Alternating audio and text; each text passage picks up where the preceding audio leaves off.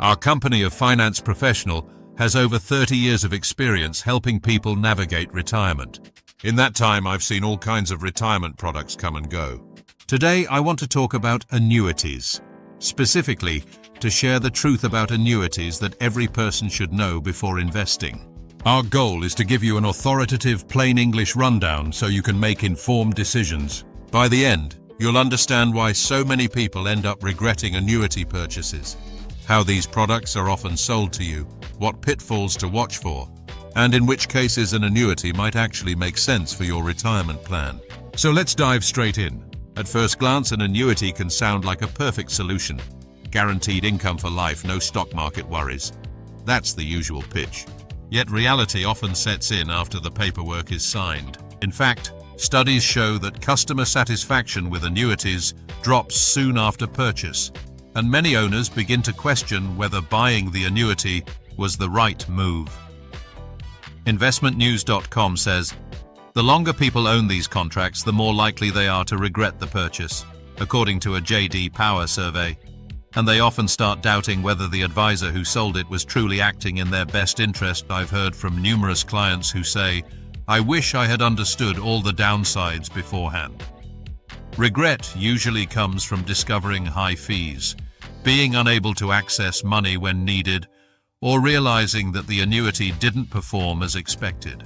Simply put, what was supposed to provide peace of mind can sometimes become a source of buyer's remorse. So why do so many folks end up in annuities they later regret? One big reason is how these products are sold.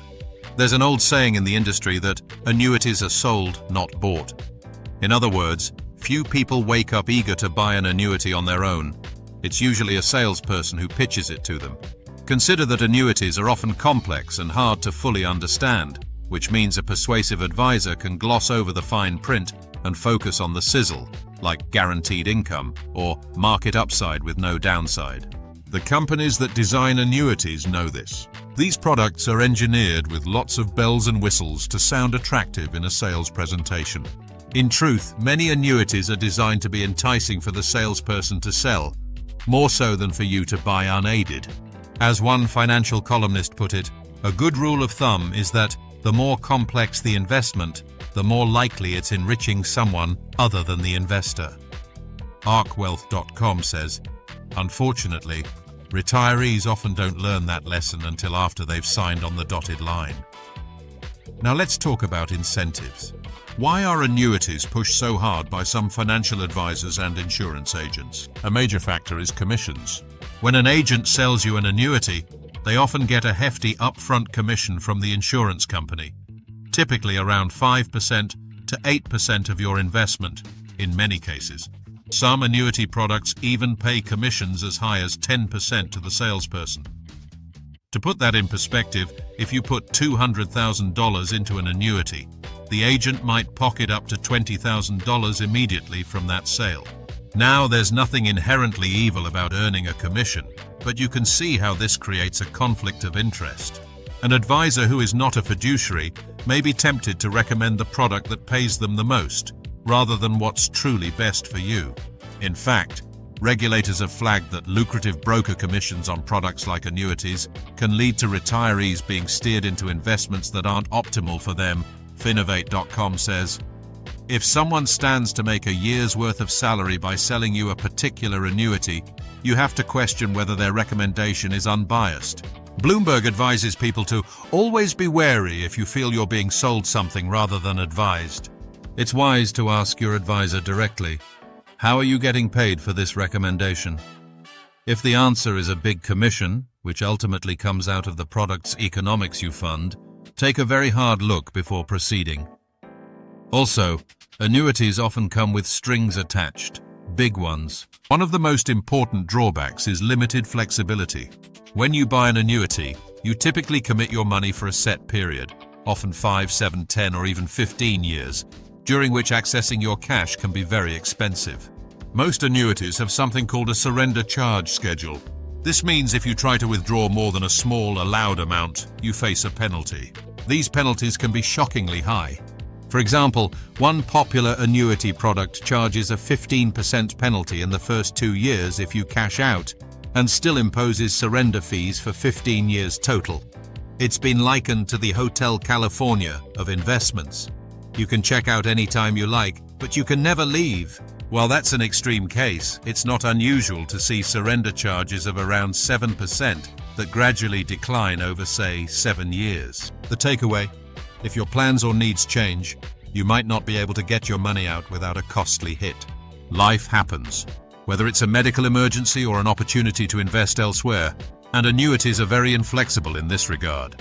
This lack of liquidity often comes as an unpleasant surprise to owners who didn't fully realize the lock-in period up front. So what about growth and investment returns?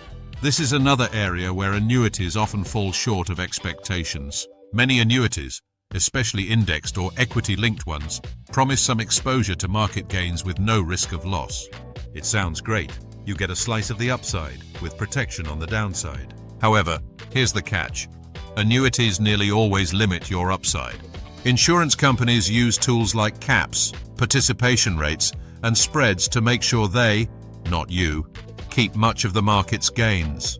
For instance, an indexed annuity might cap your annual growth at, say, 5%. If the market earns 10%, you only get 5%. In fact, insurers often exclude dividends when calculating your return. Historically, dividends account for about 2 to 3% of the S&P 500's annual total return. So by excluding them, an annuity immediately lops off that portion of potential growth. The bottom line is that over time, the returns of many annuities tend to lag behind a standard investment portfolio, once you account for these limits. On top of that, consider fees. Annuities can carry multiple layers of fees: mortality and expense charges, administrative fees, and rider fees for any guarantees or extras. These costs add up. The average variable annuity, for example, has annual fees around 3 to 4% of the account value. Transamerica.com says every additional rider for guaranteed income, long-term care, etc., typically adds an extra fee, often around 1% per year. Those fees come directly out of your returns. It's not uncommon that, after all the caps and fees, an annuity yielding market-like returns ends up delivering something much lower. One consumer advocate quipped that annuities are great at guaranteeing income for the advisor, because the complex fee structure often enriches the seller and insurance company more than the investor. That might be a bit cynical, but you get the point. Always scrutinize the fine print on fees and return caps. These hidden costs are a big reason so many annuity buyers feel let down in the long run.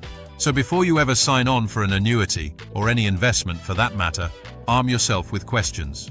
Here are some crucial ones to ask your financial advisor or the insurance agent. Are you a fiduciary? This is the first question to ask. A fiduciary advisor is legally obligated to put your best interests first, ahead of their own profits. In contrast, many annuity salespeople are held only to a suitability standard. They can sell you something that's okay for you, even if it's not the very best option, and still sleep at night. You want to know whether the person advising you is acting as a true advisor or just a salesperson. If they're not a fiduciary, at least you know to take their recommendation with a grain of salt. Then ask, how do you get paid for this product? Ask point blank what commission or compensation the advisor will receive if you buy the annuity. Bloomberg says a trustworthy advisor should have no problem disclosing this. If they dodge the question or downplay it, that's a red flag. Knowing the incentive helps you understand the motivation behind the recommendation. Next, ask them, what are all the fees and charges in total? Don't settle for, oh, the insurance company pays me, or there's no upfront cost to you. You're paying one way or another. Get a breakdown of fees, the annual mortality administrative fee, investment fund expenses, rider fees, and the surrender charge schedule. Insist on a clear explanation of how these will impact your returns and what it would cost to exit early. If the advisor can't explain it clearly, that's a problem. Also ask what happens if I need my money back. Because life is unpredictable. Ask about the rules for withdrawals or cancellations. If there's a 10-year surrender period, what are the penalties? Is there any free withdrawal allowance? Understanding the worst-case scenario, needing a lump sum out, is important. An honest advisor should walk you through the liquidity constraints openly. These questions will not only get you valuable information, but they'll also test the advisor's transparency. A good advisor, especially a fiduciary, will welcome these questions and answer them openly. If instead you get vague or pressured responses like, "Don't worry about that, just sign here," you may want to step back and rethink the engagement. It's worth emphasizing the distinction between a true fiduciary advisor and a salesperson. A fiduciary advisor, often a registered investment advisor, RIA, or certified financial planner, must by law put your interests first and disclose any conflicts of interest. For example, if they recommend an annuity, it should be because they genuinely believe it fits your needs better than any alternative, not because it pays them more. A non-fiduciary agent or broker, on the other hand, is often only required to sell you something suitable. They work for a broker-dealer or insurance company, and their loyalty may lie with their company or their own paycheck, not necessarily with you. As one article described in Investopedia.com, the issue, the battle between clients' needs and brokers' commissions, has led regulators to push for more advisors to act as fiduciaries, meaning they must place client needs above all else, including their own paychecks. This difference in standards can dramatically affect the advice you receive. So when you hear from an advisor, ask yourself, is this person a fiduciary who will put me first, or a salesperson who might be influenced by a commission? It's an absolutely critical distinction in financial planning today, especially with complex products like annuities. Now you might be thinking by now that annuities are all bad. Not so. Annuities were originally designed for a very valid purpose, to insure against longevity risk, the risk of outliving your money. There are scenarios where the right type of annuity used correctly can be beneficial to a retirement plan. The key is understanding when and which type.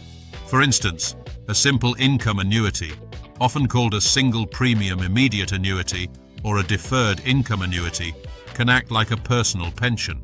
You give the insurance company a lump sum, and in return you receive a guaranteed monthly income for life, starting either right away or at a future date you choose. Think of it as longevity insurance. It ensures that no matter how long you live, you won't run out of a baseline income. Beware though, if you have serious health issues or a shorter life expectancy, a longevity annuity is usually not a good deal. It's better to keep control of your money. Also, when considering an annuity for longevity insurance, stick to straightforward products from strong, reputable insurers. Avoid the high-cost variable or indexed annuities with lots of riders. Those features come at a steep price. Instead, if you need the guarantee, a basic low-cost immediate or deferred annuity is usually the way to go. And always compare quotes from multiple insurers. Rates can differ. Lastly, check the insurer's financial strength ratings. Since you're counting on them decades into the future, you want an insurance company that will still be around and able to pay your benefits. You also need to consider alternatives like delaying Social Security. Before you commit to any annuity, make sure you've evaluated alternative ways to achieve the same goals. One of the best annuities out there is Social Security, and you already own it. Social Security is essentially a government-guaranteed lifetime annuity with inflation adjustments, and maximizing it is often the smartest move for retirement income. For example, if you delay claiming Social Security beyond your full retirement age, around 66-67 for most, your benefit increases by about 8% for each year you wait until age 70. That's a guaranteed 8% annual increase, backed by the US government, and it also comes with a cost of living adjustment, COLA, each year. It's hard for any commercial annuity to beat that deal. Experts frequently advise that if you can cover your early retirement expenses from savings, you should consider delaying Social Security to age 70 to lock in a much higher lifelong payment. In conclusion, annuities occupy an interesting place in the retirement planning landscape. They can provide guaranteed income and longevity insurance, but they often come with significant downsides: complexity, high costs, limited liquidity, and conflicts of interest in how they're sold. For those in their 50s and 60s evaluating retirement options, it's crucial to approach annuities with a healthy dose of skepticism and knowledge. Make sure you understand why an annuity is being recommended to you and how it truly works. Insist on transparency from advisors. Are they fiduciaries? What are the commissions and fees? What do the surrender terms look like? As we've discussed, many annuities are sold, not bought. So empower yourself to not be an easy sell. That said, keep an open mind to where an annuity might fit as a tool. For example, a simple low-cost, immediate annuity for a portion of your money might make sense to cover basic living expenses if you're especially concerned about outliving your funds. But even in those cases, compare it against alternatives like optimizing Social Security. My hope is that this video has given you a clearer understanding of the pros, cons, and nuances of annuities. The truth is that an annuity is neither a miracle product nor a scam. It's a financial tool with specific uses and many trade-offs. An informed retiree is an empowered retiree. Always do your due diligence, ask the tough questions, and consider seeking a second opinion from a true fiduciary advisor if you're unsure. With the right approach, you can secure your retirement income without regrets. Thank you for listening, and I wish you the very best in your retirement planning journey.